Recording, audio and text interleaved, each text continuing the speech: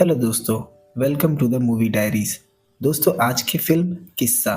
दोस्तों, ये कहानी तब की है जब भारत और पाकिस्तान का विभाजन हुआ साल 1947।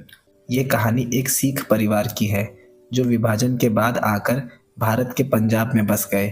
काफ़ी साल बीत चुके हैं। यहाँ भी उसने बड़ा अपना मकान बना लिया था। धन दौलत सब कुछ था। बस एक बेटे की कमी महसूस हो रही थी, उम्बर सिंह, जिसकी 3 बेटियां हैं, और उसकी पत्नी मेहर, जो फिर से एक बार गर्भवती है। पर उम्बर को इस बार लड़का ही चाहिए। उसे अपने इस वंश को चलाने के लिए एक वारिस चाहिए। मेहर काफ़ी परेशान है कि इस बार भी लड़की हुई तो क्या होगा, लेकिन उम्बर को यकीन है लड़का ही होगा। आखिर एक रात मेहर ने एक लड़की को जन्म दिया। उम्बर, जो कि लड़के की चाह में अंधा, वो मानने को तैयार ही नहीं कि ये लड़की है। उसने मेहर से कहा, मैंने आज से पहले तुझसे कुछ नहीं मांगा, इसलिए ये बच्चा मुझे सौंप दे। वो न चाहते हुए भी उम्बर की बात नहीं टाल पाई। उसने उसका नाम कन्वर रख दिया। वक्त बीत गया। अब वो 11 साल का हो चुका है।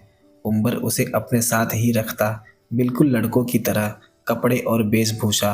वो उसके साथ ही नहाता खाता। कन्वर एक लड़का नहीं, इस बात का पता सिर्फ उम्बर और उसकी पत्नी को था। यहाँ तक कि उसकी तीनों बेटियों को भी इसकी जानकारी नहीं। उम्बर बेटियों से बिल्कुल भी प्यार नहीं करता। उसके लिए सब कुछ कन्वर था। बहनों में लड़ाई होने पर वो रोता तो उम्बर उसे चुप करा देता कि रोना धोना लड़कियों का काम है, लड़के रोते नहीं। पर कन्वर के भीतर की लड़की रह रहकर उसे एहसास दिलाती कि वो लड़का नहीं, एक लड़की है। वो घंटों खुद को आईने में निहारता और सोचता कि वो और लड़कियों जैसा क्यों नहीं। वो रोज रात अपनी बड़ी बहन के बिस्तर पर जानबूझकर टॉयलेट कर देता, जिससे उसकी बहन कुलबीर को अपनी माँ से काफ़ी खरी खोटी सुननी पड़ती। दूसरे दिन कुलबीर ने कन्वर को पकड़ लिया कि सारी मुसीबत की जड़ कन्वर ही है, और उसे ये भी पता था कि कन्वर ही रोज रात उसके बिस्तर पर जाकर टॉयलेट करता है। थोड़ी सी बहस के बाद कन्वर का हाथ फिसल गया और वो ऊंचाई से गिर गया। उम्बर ने डॉक्टर बुलाकर उसका इलाज करवाया। उसकी आंखें नम थी और साथ ही ढेर सारा गुस्सा कि कहीं कन्वर को कुछ हो जाता तो उसका वारिस चला जाता। डॉक्टर के जाने के बाद उम्बर ने दरवाज़ा बंद किया और अपनी तीनों बेटियों को बेल्ट से बहुत मारा। वो चीखती रही अपनी माँ के लिए, पर उम्बर उन्हें मारता रहा। मेहर बेटियों को गले लगाया। वो उनसे बहुत प्यार करती है, पर वो कन्वर को नफरत भरी नज़र से देखने लगी, जो उसकी ही बेटी है, क्योंकि इस घर में ये सब कुछ उसकी ही वजह से हो रहा है। एक रात कन्वर ने देखा कि उसके बिस्तर पर खून लगा है। आज उसे पहली मेंस्ट्रुएशन हुआ था। अब वो अपने पिता के पास गया और उसे ये बात बताई। अब वो 12 साल का हो चुका है। उम्बर की आंखें नम थी। उसने कन्वर को गले लगाया और कहा कि अपनी माँ को इस बारे में न बताए। कहीं न कहीं उम्बर को इस बात का एहसास था कि वो कन्वर के साथ गलत कर रहा है, उससे उसका बचपन छीन रहा है, यानी कि उसकी पूरी जिंदगी उसने दांव पर लगा दी है। लेकिन वो इस कदर लड़के के प्यार में अंधा है कि उसे और कुछ दिखाई नहीं देता। रात उसने वो बेडशीट ले जाकर जला दी। भला बेडशीट जलाने से सच कहीं मिटता है? सच तो आज भी वही के वही है कि कन्वर एक लड़की है। हम देखते हैं कन्वर के पगड़ी सेरेमनी का दिन आ गया। घर में जश्न का माहौल। सबसे खुश तो उम्बर था। पूरी मस्ती में झूमने लगा। न जाने वो इस दिन का कब से इंतजार कर रहा था। साल बीते। अब कन्वर जवान हो चुका है, पर अब भी वो खुद से खुश नहीं। उसके भीतर जो सालों से स्त्री कैद है, वो रह रहकर उस कैद से बाहर निकलने की कोशिश करती, क्योंकि प्रकृति पर किसी का जोर नहीं चलता। अब वो अपने पिता उम्बर के ही ट्रांसपोर्ट का कारोबार संभालता। उम्बर का लकड़ियों का कारोबार था, तो वो रात एक गांव में रुकते जहां से उन्हें लकड़ियां ले जानी होती। उस गांव में बंजारों का झुंड होता, जिसका कोई एक ठिकाना नहीं। वो वहीं लकड़ियां काटने का काम करते। उसी में एक लड़की है, नीली, जो कन्वर की उम्र की होगी। नीली के पिता उम्बर के लिए ही काम करते। नीली अक्सर कन्वर को ही देखती। शायद वो अब कन्वर के प्रेम में पड़ चुकी है। दोनों अक्सर सबसे छिप छिप कर मिला करते, क्योंकि वहाँ उम्बर कन्वर के साथ 2 दिनों तक टेंट लगाकर रुकता, जब तक कि उनका काम पूरा ना हो जाए। कई बार नीली कन्वर के करीब आने की कोशिश करती, पर कन्वर किसी न किसी बहाने से पीछे हट जाता। उसने नीली को कभी भी अपने असली पहचान के बारे में पता ही नहीं चलने दिया। कन्वर उससे कभी भी सीधी तरह पेश नहीं आता। उसका कहना था, तू कहाँ बंजारों की लड़की और मेरा कोई मेल नहीं। न चाहते हुए वो भी नीली के प्यार में पड़ने लगी, क्योंकि अब वो एक कंफ्यूज्ड जेंडर में जीने लगी थी। उसे पता नहीं चलता कि आखिर वो लड़का है या एक लड़की। शाम कन्वर ने नीली को वही एक झोपड़ी में बंद कर दिया और वहाँ से चला गया, पर सुबह तक वो घर नहीं आई। नीली के पिता ने उम्बर से मदद मांगी कि उनकी बेटी कल रात से मिल नहीं रही।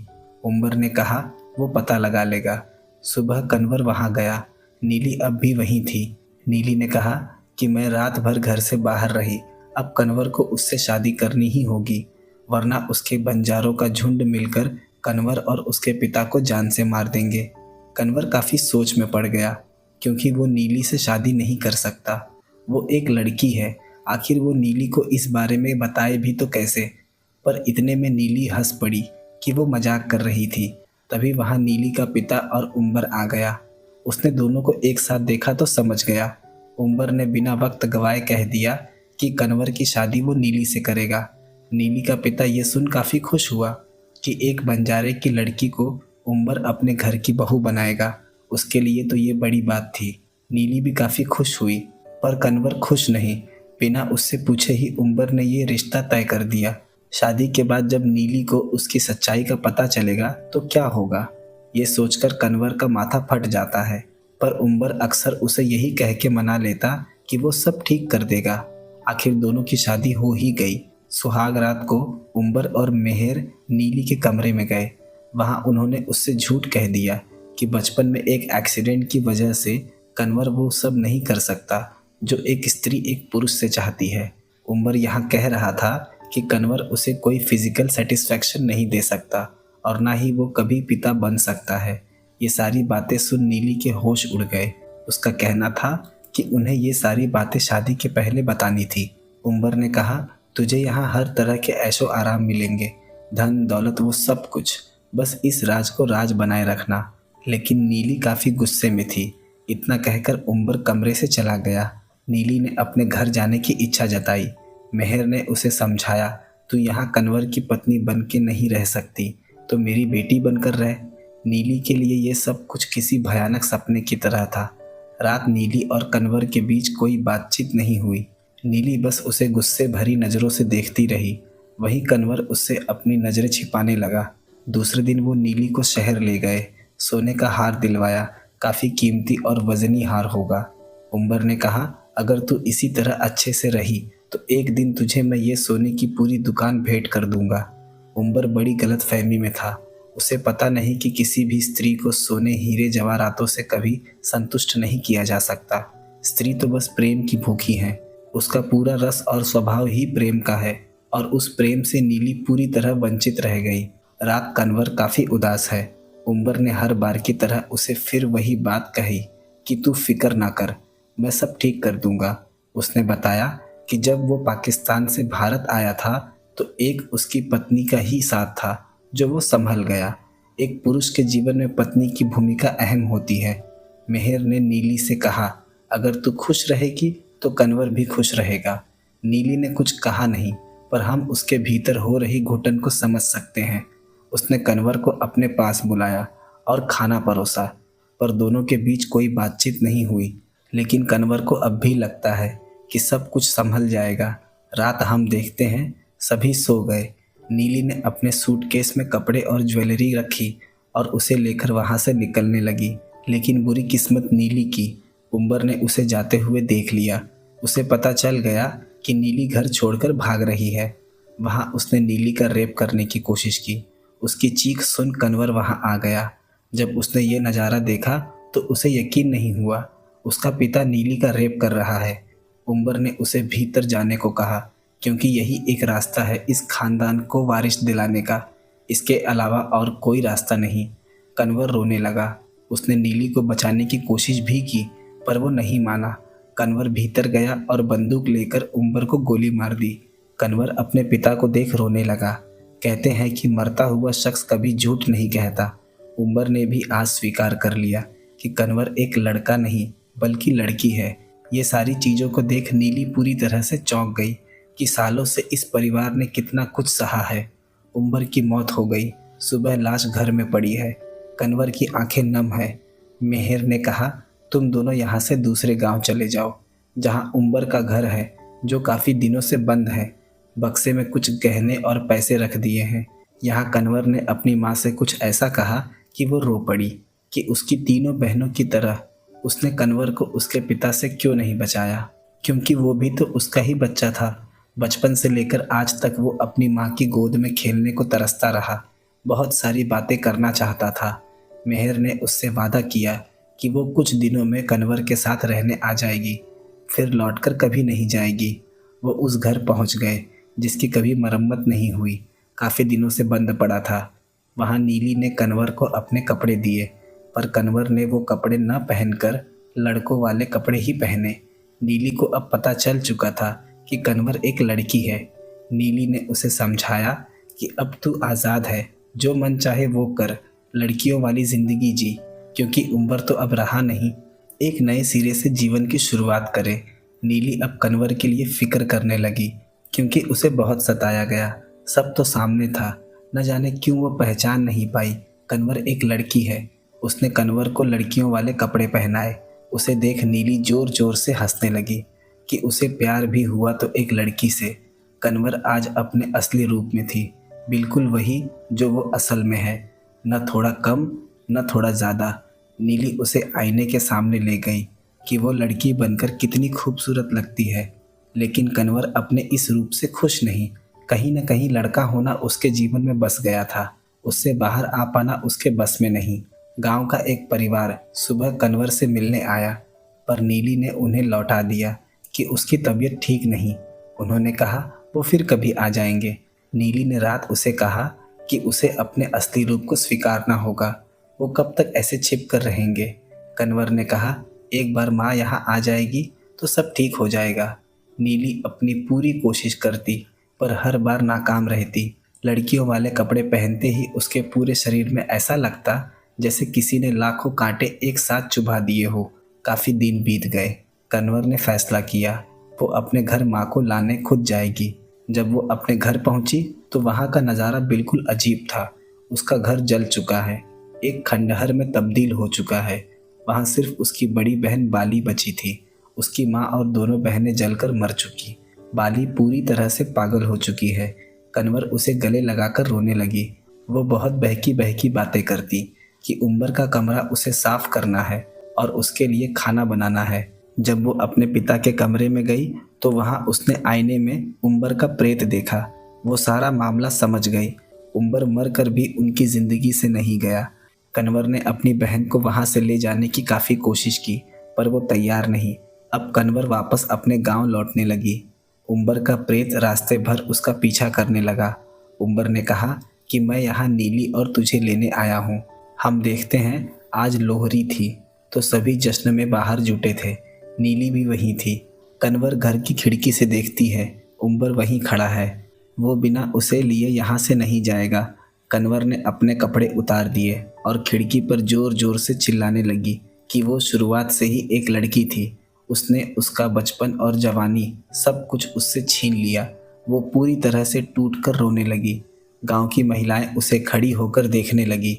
सभी को उसकी सच्चाई का पता चल गया कि कन्वर एक लड़की है। नीली भागती हुई घर में आई। उसने बताया कि उम्बर वापस आ चुका है, पर नीली को लगता है ये सिर्फ कन्वर का वहम है। तभी गांव के पुरुष दरवाजे पर आ गए। वो कन्वर को मार देंगे, पर वक्त रहते ही नीली ने कन्वर को वहां से भगा दिया। चलते चलते उसे सुबह हो गई, पर उम्बर का प्रेत अब भी उसके पीछे लगा था। वहीं एक जगह थोड़ा सा पानी जमा था। उम्बर ने उसे डुबा के वहीं मार दिया। वो अब और नहीं भाग सकती, थक चुकी थी।